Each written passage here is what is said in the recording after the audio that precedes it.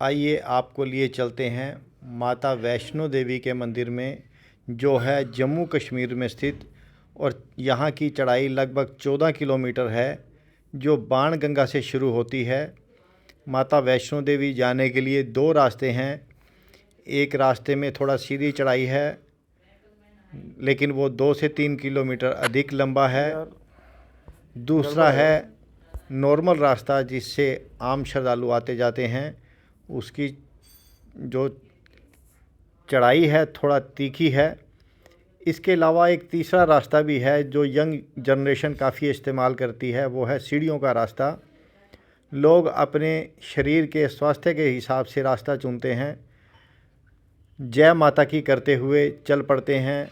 चढ़ाई शुरू होती है, देखते ही देखते 1 किलोमीटर, 2 किलोमीटर, 4 किलोमीटर रास्ता तय होते होते पहुंच जाते हैं हम माता वैष्णो देवी के दरबार में। रास्ते में ढोलक वाले स्वागत करते हैं आपके यहाँ आने का। लोग अपनी इच्छा के अनुसार उनको दान दक्षिणा देते हैं और आगे बढ़ चलते हैं। लोगों में उत्साह भरा होता है। कोई ऐसे लोग होते हैं जो मन्नत पूरी होने पर हाज़िरी देने आते हैं, कुछ लोग मन्नत मांगने आते हैं। सभी तरह के यहाँ नज़ारे देखने को मिलते हैं। माता का नाम लेते लेते लोग आगे बढ़ते हैं, जयकारे लगाते हैं। पैदल चल रहे हैं, लेकिन कोई फ़र्क नहीं पड़ रहा, क्योंकि माता की शक्ति साथ में है, भावनाएं साथ में हैं। मानसिक आत्मिक शांति मिलती है यहाँ आते हुए। जो पैदल नहीं चल सकते, घोड़ों पर सवार होकर भी आते हैं। शरीर अपना अपना है, जो शरीर के हिसाब से चलते हैं वो ठीक भी रहते हैं। अगर शरीर अलाउ नहीं कर रहा तो घोड़े पे आया जा सकता है। मैं बेंगलोर से आया हूँ। अभी जो भवन के लिए नए रास्ते का निर्माण हुआ है, हम उसका प्रयोग कर रहे हैं। यहाँ पर जो है काफ़ी साफ़ सुथरा रास्ता है जो नया बनाया गया है। इसमें थोड़ा सा रास्ता थोड़ा लंबा है, मगर इसका स्लोप वगैरह काफ़ी आसान है, तो ये काफ़ी लोग इसको यूज़ कर रहे हैं। यहाँ आके युवा पीढ़ी को भी काफ़ी आनंद आता है, क्योंकि माता का काफ़ी प्रभाव है सब पीढ़ियों पे। तो यहाँ आके बहुत आनंद आया। हम आशा करते हैं आप लोग भी यहाँ जल्दी जरूर आए। दर्शनों के लिए लगभग सभी समय इसी तरह की लाइनें आपको नज़र आएंगी यहाँ आने पर।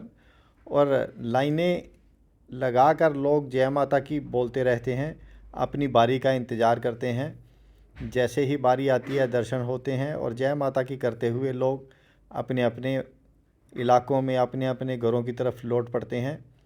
यह नज़ारा लगभग कई किलोमीटर तक होता है। कभी कभी लाइन में लगे हुए 2 से 3 घंटे, 4 घंटे भी हो जाते हैं बारी आने में, लेकिन लोग धैर्य नहीं खोते, माता के जयकारे लगाते हैं। यह समझ में आता है कि जितनी ज़्यादा देर आप लाइन में लगोगे, मन की मुरादें पूरी होंगी। आपको माता के नाम लेने का समय मिलता है, और इसी समय के दौरान मानसिक आत्मिक शांति मिलती है। मन में जो श्रद्धा भाव होता है वो नज़र आता है, और धैर्य जो है वो इंसान का काफ़ी बढ़ भी जाता है। यहाँ दरबार का नज़ारा कुछ अलग ही नज़र आता है। यहाँ दर्शन करने के बाद बैरों के दर्शन करना ज़रूरी है, और बैरों के दर्शन करने के लिए भी रास्ता एक अलग से है, और दूसरा रोपवे का रास्ता है। रोपवे से आप बुकिंग करवा कर लाइन में लगकर, उसके लिए भी बुकिंग होती है, लाइन लगती है। और उसके लिए आपको, अगर यहाँ ट्रॉली में बैठते हैं तो 1.5 से 2 मिनट में आप बैरों के दरबार में पहुँच जाते हैं, वहाँ दर्शन करते हैं। 1 आध घंटे में आप वापस भी आ जाते हैं। तो जिसको पैदल चल सकता है, चढ़ाई चढ़ सकता है, लगभग 2 से 3 किलोमीटर की चढ़ाई है, वो आसानी से पूरी हो जाती है, और उसको लेकर लोग काफ़ी उत्साहित रहते हैं।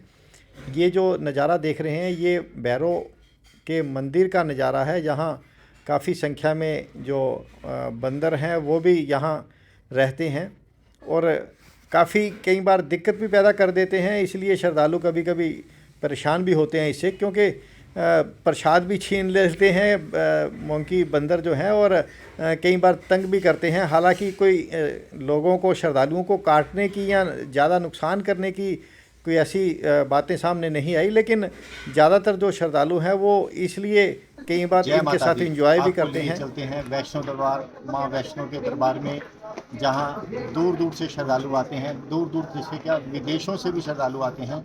और यहाँ के बारे में मैं बताऊँ, यहाँ चढ़ना चढ़ाई जो है, दो रास्ते हैं। एक रास्ता थोड़ा लंबा है लेकिन उसकी सीधी चढ़ाई नहीं है, दूसरा रास्ता जिसकी चढ़ाई ज़्यादा है लेकिन वो शॉर्टकट है।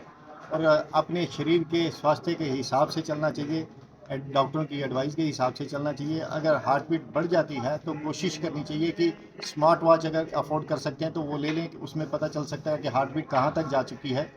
150 तक और 160 तक हार्ट बीट कोई ज़्यादा लंबी चौड़ी बात नहीं है। कोशिश करनी चाहिए उसके अंदर अंदर रहे, और जैसे ही ये क्रॉस होने लगे आप रुकें, क्योंकि यहाँ जगह जगह रुकने के साधन हैं, पानी के साधन हैं, कई तरह की सुविधाएं हैं। हर 1-2 किलोमीटर पे कोई ना कोई इस तरह का व्यवस्था है कि आपको कोई दिक्कत आती है तो उस दिक्कत को दूर किया जा सकता है। स्वास्थ्य की दृष्टि से देखें तो यहाँ हर जगह कुछ ना कुछ किलोमीटर पर एम्बुलेंस का प्रबंध है, डिस्पेंसरी हैं, थोड़ी बहुत कोई तकलीफ हो तो उसकी दवा ली जा सकती है। और आप अगर पैदल चढ़ाई कर सकते हैं तो करें, नहीं तो घोड़सवारी जो है वो भी यहाँ हो सकती है। और सबसे पहले माता के दरबार में पहुँचना जो है वो ज़रूरी है। उसके बाद माता के दर्शन करने के बाद भैरव के दर्शन करना अनिवार्य है। बताया जाता है कि माता के दर्शन के बाद भैरव के दर्शन करना इसलिए अनिवार्य है कि क्योंकि माता ने भी वरदान दिया था कि जो भी मेरे यहाँ आएगा, तेरे दर्शन करेगा तो उसकी यात्रा सफल होगी। इसलिए कोशिश करनी चाहिए भैरव मंदिर में जाकर दर्शन करें। अगर कोई इतना नहीं कर सकता तो नीचे से भी भैरव का नाम लेकर दर्शन किए जा सकते हैं। इस तरह की सुविधाएं हैं यहाँ, दिक्कतें कोई नहीं है, लेकिन जय माता की करते जाओ तो जो भी थोड़ी बहुत दिक्कत है वो सब हल हो जाती है। प्रयास करना चाहिए, माता के मन की श्रद्धा लेके चलना चाहिए।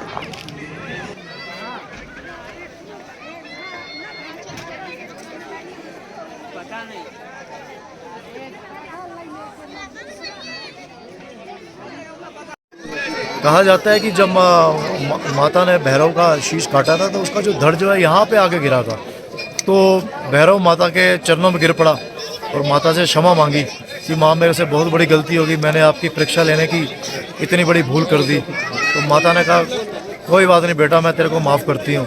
और माता को ये वरदान भी दिया कि अगर मेरे दर्शन के बाद जो श्रद्धालु तेरे दर्शन को पहुँचेंगे उन्हीं की यात्रा सफल होगी। तो तभी से ये रहता है कि जो भी माता वैष्णो के दर्शन को जाते हैं उसके बाद बाबा भैरवनाथ के दर्शन के लिए आते हैं। माता श्राइन बोर्ड है, इन्होंने बहुत अच्छी यहाँ पे सेवा और हर तरह की उपलब्धि करा रखी है ताकि किसी को श्रद्धालु को कोई दिक्कत ना हो। और जय माता। ये जो आप रास्ता देख रहे हैं ये भवन में जाने का नया रास्ता है जो काफ़ी लंबा चौड़ा है, खुला है। सुरक्षा यहाँ कड़ी रहती है और जगह जगह यहाँ सुविधाएं उपलब्ध हैं। सीधी चढ़ाई नहीं है। प्रधानमंत्री यहाँ होकर गए हैं, उन्होंने इसका उद्घाटन भी किया था। और इसी को लेके यहाँ से गुजरने वालों के सामान की जांच होती है, सुरक्षा की दृष्टि से जो बहुत ज़रूरी समझा जाता है। और उसी को लेके यहाँ जो सुरक्षा कर्मचारी है 24 घंटे अलर्ट पर रहते हैं। जय माता दी। हम पानीपत से वैष्णो देवी जी के दर्शन करने जा रहे हैं। ये रास्ता जो वैष्णो देवी का नया रास्ता बना है, प्रधानमंत्री जी ने जिसका इनॉग्रेशन किया था, बहुत ही सुविधाजनक है। और इसमें कोई एक्चुअली यहाँ पर खच्चर वगैरह नहीं चल रही, इसलिए यहाँ पर बिल्कुल साफ़ सुथरा है और अभी तक हमें कोई हडल नहीं आई है। हम रजिस्ट्रेशन सेंटर पर खड़े हुए हैं अभी।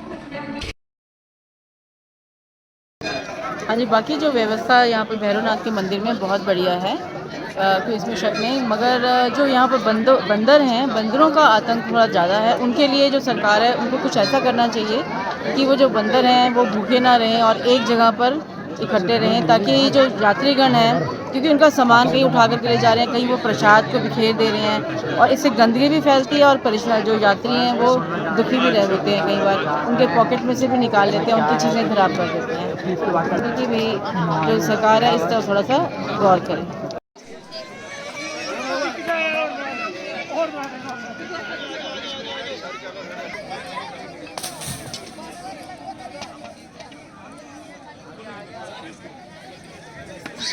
रहता है, मैं पुणे से हूँ और हम अभी भैरव मंदिर में आए हुए हैं। एंड यहाँ पे भैरव मंदिर के साथ में हनुमान जी भी हैं एंड ये बहुत ही ऊंचाई पे स्थित है एंड यहाँ पर आके काफ़ी मन को शांति मिलती है। कहा जाता है कि यहाँ पे वैष्णो देवी के दर्शन करने के बाद में यहाँ पर आना ज़्यादा ज़रूरी रहता है, तभी दर्शन पूरे के पूरे सफल होते हैं। तो हम भी यहाँ पर आए हैं, अभी वैष्णो देवी के दर्शन हुए थे रात को, अब यहाँ पर आए हैं सुबह।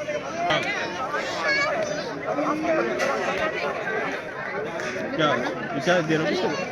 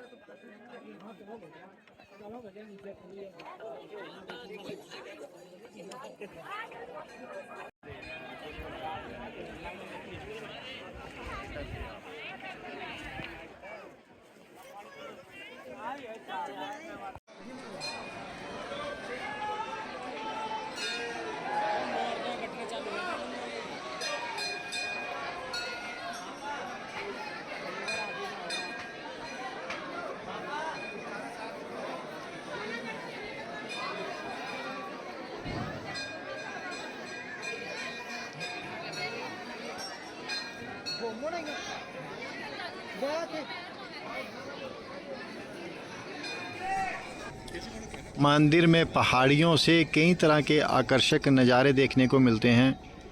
जब आप यात्रा पे जा रहे हों या वापसी में चढ़ाई उतार रहे हों, तब आपको कई तरह के आकर्षक नज़ारे नज़र आते हैं।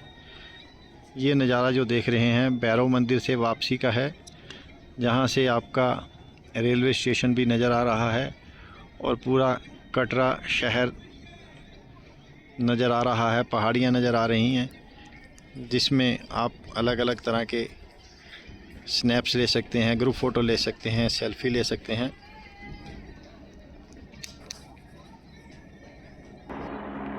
श्रद्धालुओं की सुविधा के लिए यहाँ हेलीकॉप्टर की भी व्यवस्था है। हेलीकॉप्टर के लिए एडवांस में बुकिंग होती है और बुकिंग में 15-20 दिन पहले नहीं, महीनों पहले बुकिंग करवानी पड़ती है, क्योंकि इसकी लाइन लंबी है।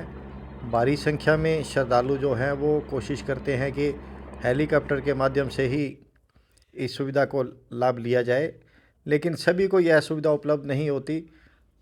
लोग पैदल आते जाते हैं जय माता की करते हुए।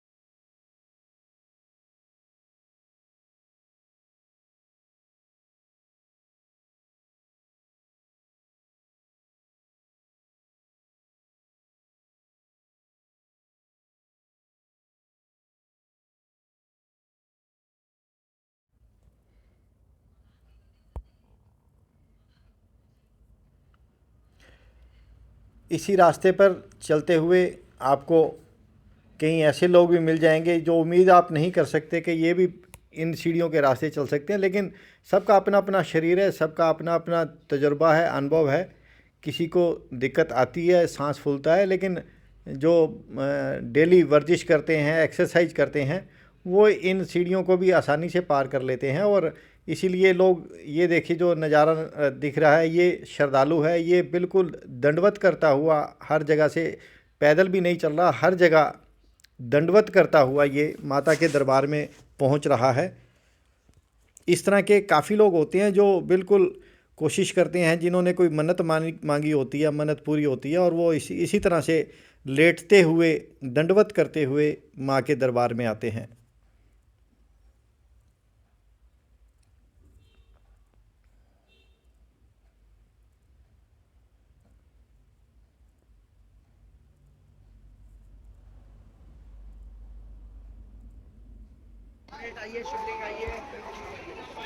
ये है कटरा का बाज़ार।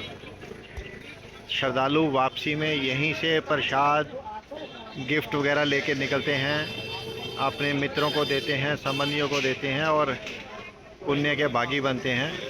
बाज़ार काफ़ी लंबा चौड़ा है, बारगेनिंग भी काफ़ी है, अलग अलग रेट दर्शाए गए हैं, लेकिन कोशिश करनी चाहिए बारगेनिंग करके अच्छी चीज़ जो भी लेनी है 1 बार 2 बार 3 बार पूछ के उसी हिसाब से लिया जाए।